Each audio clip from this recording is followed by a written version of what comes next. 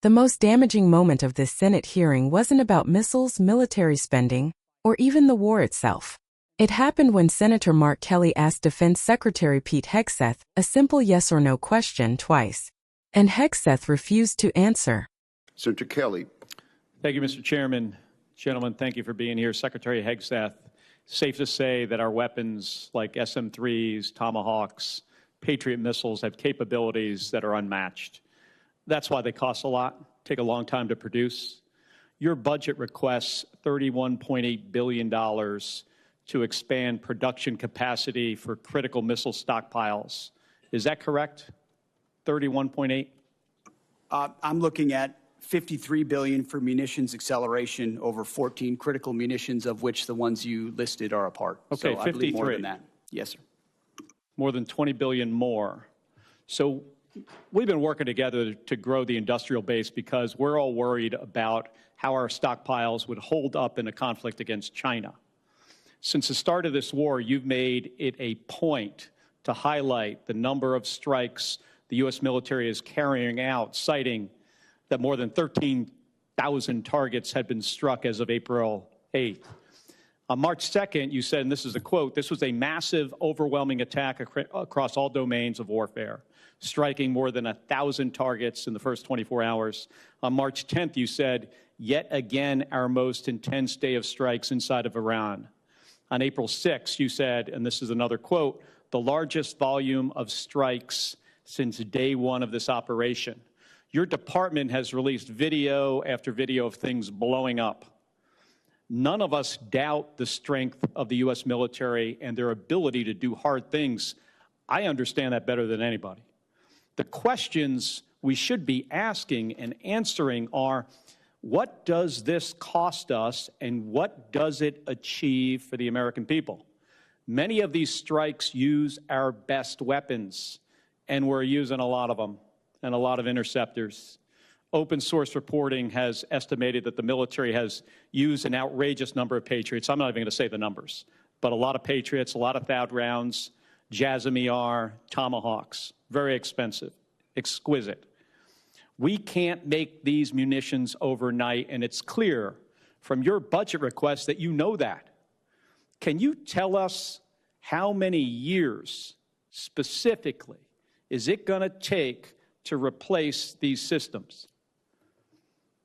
Senator, thank you for the question. I would defer to the comptroller on the amount because I think it's a lot higher than 53. If you look at long-range fires, JASSMs, LRASMs, Tomahawks, we're looking at $238 billion. Okay, we're looking at $40 billion for hypersonic. So I actually think it's closer to $330 billion in munitions. Okay, how many years to replenish? That's the question. I think that's exactly the right question, too, Senator, because the time frame we were existing under was unacceptable. Okay, well, and what this budget does, months and years, fast. Years. I mean, we're building new plants in real time. So just to replace what we have expended. I said months. And then you said years. It depends on the weapon system, but 2 to 3, 4x of what we have today. Okay. So yes, we're dealing with a reality under the previous administration of what they sent to Ukraine and what they allocated elsewhere. Okay, I got it. So we fired years worth of munitions. And it is clear that these are being expended to try to achieve some objectives. That was the plan. But, Mr. Secretary, this war is stuck. The Strait of Hormuz is closed. The Iranian regime is in place. The nuclear material still in their hands.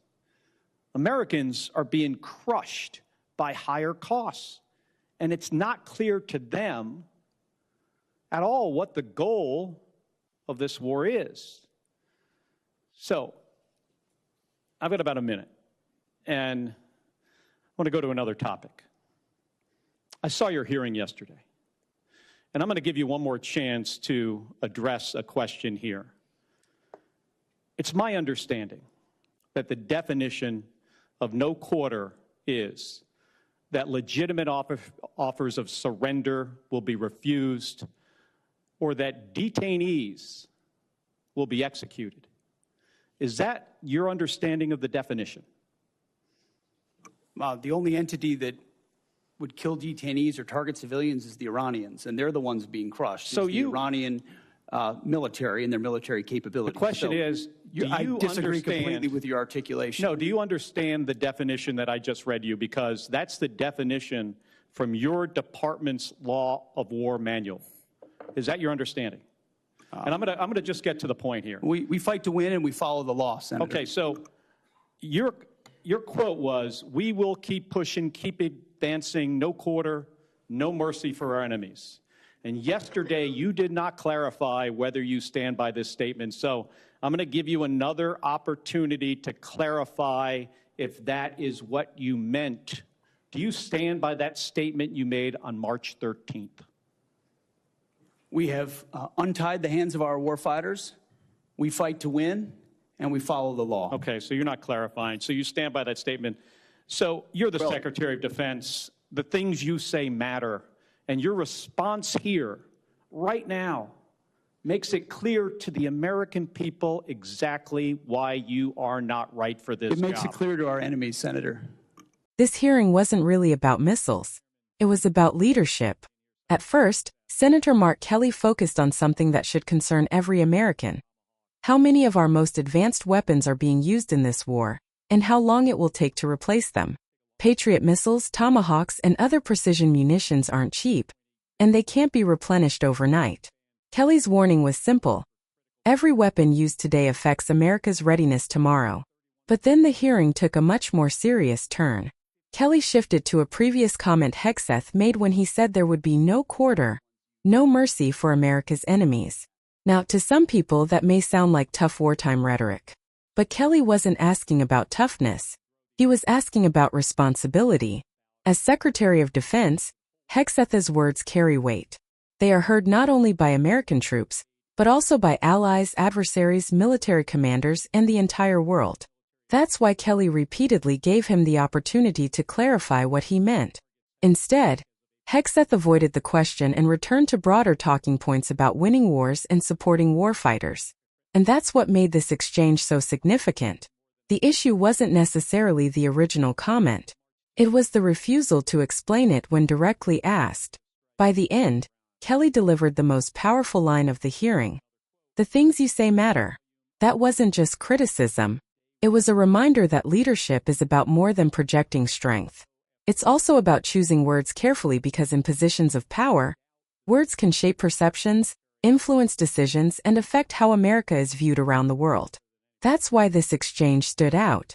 It wasn't a debate about military capability. It was a debate about accountability, judgment, and what Americans should expect from the person leading the Department of Defense. If you enjoyed this breakdown, subscribe to the State Lens for more analysis on the political battles and policy decisions shaping America today.